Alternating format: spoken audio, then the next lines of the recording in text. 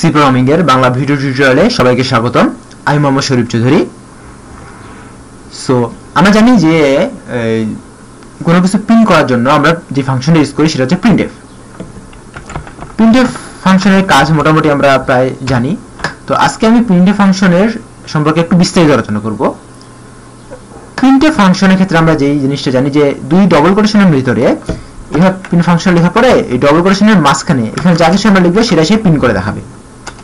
So এখানে যদি আমি শরীফ লিখি তাহলে সে প্রিন্ট করে দেখাবে শরীফ, সে প্রিন্ট করে দেখাচ্ছে শরীফ। আমরা এও জানি যে ব্যাকস্ল্যাশ বিভিন্ন ক্যারেক্টার সম্পর্কে জানি যে আমি যদি নিউ লাইন কোনো কিছু প্রিন্ট করতে তাহলে ব্যাকস্ল্যাশ এন এলো দিলে সে নতুন একটা লাইনে কাজ করা শুরু করে, প্রিন্ট করা শুরু করে, নতুন একটা লাইন নিয়ে সে প্রিন্ট করা শুরু করে।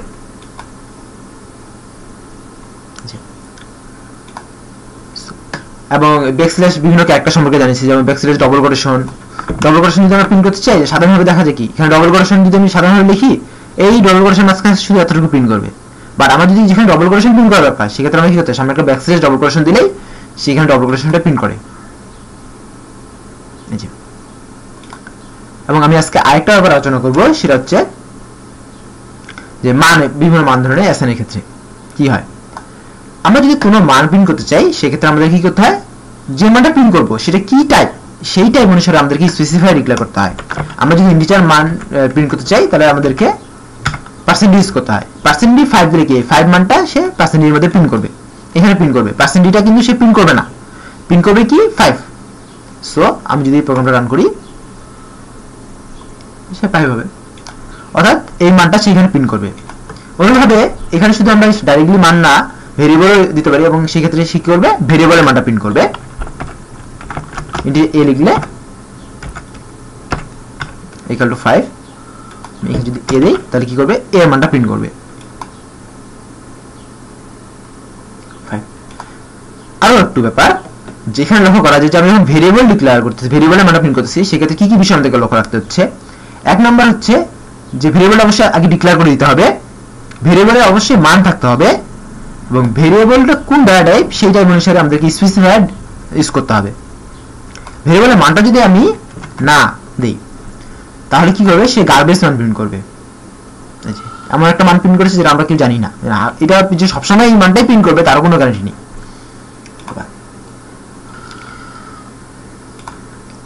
এখন এখানে কি হবে যে সে এখানে যেটার মান ইনস্ট্যান্ট যে মানটা সে কিন্তু সেই মানটা প্রিন্ট করবে, অন্য কোনো মান সে প্রিন্ট করবে না। কিরকম, যদি আমি a equal to 5 দেই এবং এখানে যদি a প্লাস প্লাস দেই তাহলে সে প্রিন্ট করবে 5। কারণ কি, কারণটা হচ্ছে যে এই ক্ষেত্রে a প্লাস প্লাস এর মানটা 5, কিন্তু এই লাইনটা শেষ হওয়ার পরে কিন্তু a এর মানটা হয়ে যাবে 6।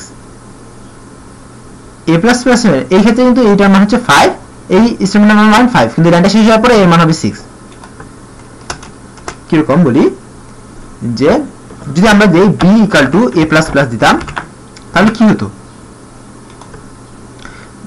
এই আমি কি বললাম যে এই মানটা এটা অর্থ হচ্ছে যে এই স্টেটমেন্টে যে মানটা সেই মানটা কি হচ্ছে সে b এর মধ্যে অ্যাসাইন করবে। এই ক্ষেত্রে কিন্তু b এর মান 5, এর মান a এর মান 6 এই লাইনের পর, মানে কি b এর মানটা হচ্ছে কত 5 হচ্ছে, তার মানে সেই ক্ষেত্রে প্রিন্ট করতেছে কি 5, মানে a প্লাস প্লাস স্টেটমেন্টের মান আপাতত হচ্ছে 5, সে 5 প্রিন্ট করার পরে কিন্তু এর মানটা চেঞ্জ হয়ে যায় 6 হবে। আবার যদি উল্টো হতো প্লাস প্লাসে সেক্ষেত্রে কিন্তু 6 প্রিন্ট করতো। কারণ কি, কারণ এখানে কিন্তু শুরুতেই এটার মান আগে এর মানটা বাড়ে যাচ্ছে 6, তারপরে কিন্তু সে প্রিন্ট করবে ইনক্রিমেন্ট ডিক্রিমেন্ট অপারেটরের বৈশিষ্ট্য অনুসারে এটাই হয়। আবার যদি আমি a প্লাস 5 দিই সেটা হবে, কারণ a এর সঙ্গে 5 এর সঙ্গে 5 যোগ করে সে 10 প্রিন্ট করবে। এটা এগুলো সাধারণ ব্যাপারগুলো আমি এর আগেও অনেক আলোচনা করেছি, আলোচনার মাধ্যমে চলে আসছে, তবে আজকে একটু বিস্তারিতভাবে দেখানো হলো। এখন যদি 2-3টা প্রিন্টএফ থাকে সেক্ষেত্রে কি হবে, যে পার্সেন্ট ডি আমি 3টা প্রিন্টএফ নিলাম, আমি নিব 3টা ভেরিয়েবল b equal to 5 না, আরেকটা নেব a প্লাস b। তো প্রথমে এটা মানে আমি a প্রিন্ট করব, পরেরটার মধ্যে আমি b প্রিন্ট করব, পরেরটার মধ্যে আমি কি করব a প্লাস b প্রিন্ট করব। তাহলে সে কি হবে, প্রথমটাতে 5, পরেরটাতে হবে 6 দিলাম, 6 তারপরে কি 11 সে এটা প্রিন্ট করবে। মজার ব্যাপার হলো প্রিন্টএফ ফাংশনে যে প্রিন্ট করার কাজটা কিন্তু বাম দিক থেকে শুরু হয় না, শুরু হয় ডান দিক থেকে। অর্থাৎ সে আগে এটা মান প্রিন্ট করে, তারপর এটা মান প্রিন্ট করে, তারপর এটা মান প্রিন্ট করে। ব্যাপারটা ক্লিয়ার করার ক্ষেত্রে আমি একটা জিনিস লক্ষ্য করি, আমি এখানে a এর মানটা প্রথমে 5 দিব, b এর মানটা দিব 6। তাহলে কি হলো, a এর মান 5 হলো, b এর মান 6 হলো। যদি এটা আগে প্রিন্ট করতো তাহলে a এর মান 5, b এর মান তারপর এখানে 6, তাহলে a প্লাস b এর মান কত 11 প্রিন্ট করতো। কিন্তু এই ক্ষেত্রে কি হবে, এই মানটা একটা গার্বেজ মান প্রিন্ট করবে। এই মানটা সে প্রিন্ট করতেছে একটা গার্বেজ মান। বাট ডান দিক থেকে যদি শুরু হয় সেক্ষেত্রে কিন্তু ঠিক মান প্রিন্ট করবে। যেমন আমি যদি এখানে দিই a equal to 5, b equal to 6 এবং এটা মান দিলাম a plus b, সেক্ষেত্রে কিন্তু কি হবে 5, 6, 11 প্রিন্ট করবে।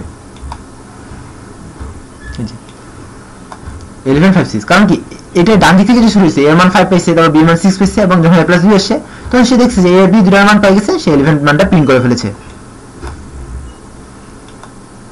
আচ্ছা, আপাতত প্রিন্টএফ ফাংশনের মূল ব্যাপারগুলো এতটুকুই।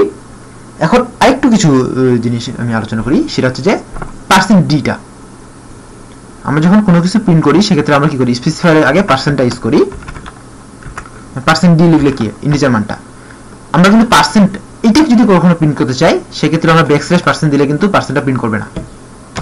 ব্যাকস্ল্যাশ যদি % দেই সে কিন্তু পার্সেন্ট প্রিন্ট করবে না।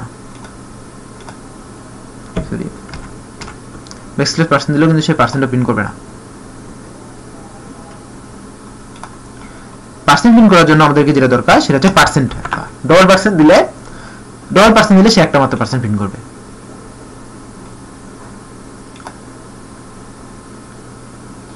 এই প্রিন্টের সম্পর্কে সাধারণ কথাবার্তা এটাই। ধন্যবাদ সবাইকে, দেখা হবে পরের টিউটোরিয়ালে আরো বিস্তারিত ব্যাপার নিয়ে।